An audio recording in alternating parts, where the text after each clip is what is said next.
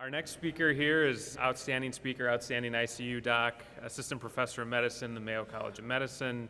Again, a big advocate for MPPA education, can't say enough, as he's heavily involved in all three of our MPPA CME courses. He's going to be talking about a very important topic in sepsis, so please welcome Dr. John Park. Good morning. Thank you very much.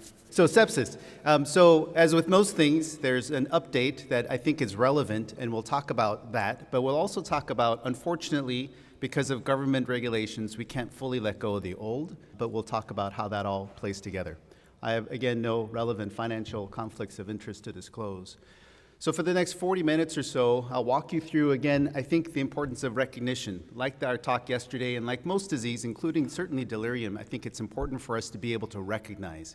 And sometimes it's obvious, and sometimes it isn't. And so there are a couple of tools that we'll talk about that hopefully might help you in that recognition process. And then we'll talk about why it's so important to recognize, because it turns out, kind of like in the cardiac world where they say time is myocardium, time is kind of important. The earlier we recognize, and the reason for that, the earlier we intervene, the better the outcomes of these patients.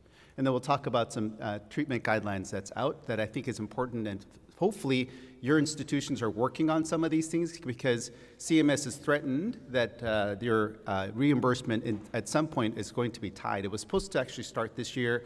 There's been a lot of pushback, so they've kind of stepped back, but there is a threat at some point looming that the institution reimbursement will be tied to that. So in the kind of the idea of recognition, let's talk about this first case. 78-year-old, history of hypertension, presents with fever and dysuria for 3 days. Vital signs in the emergency department, pressure's MAP is 85, is a little tachypnic, tachycardic, and febrile. Urine shows many WBCs, nitrate positive, urine and blood were sent for cultures. Question is, does this person have sepsis? So 73% of you said yes, and technically I would agree, but this is where I'm hoping to help focus your attention on what the new definition of sepsis is. And so the actual correct answer I would submit to a quarter of you got correct is actually maybe, and we'll talk about why. Let's talk about this one. So 78-year-old presents with cough and dyspnea for a week. Vitals, not febrile, not tachycardic, not tachypnic, MAP is 69. But you hear some crackles.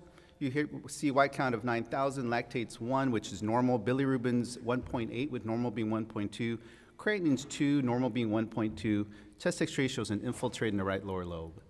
Does this person have sepsis? So 52% of you said no. So again, a great learning opportunity. The technical answer, or the actual correct answer is yes. And again, I'll walk you through why I chose those answers. So for many of you, at least looking at those vitals, you're looking at certain things called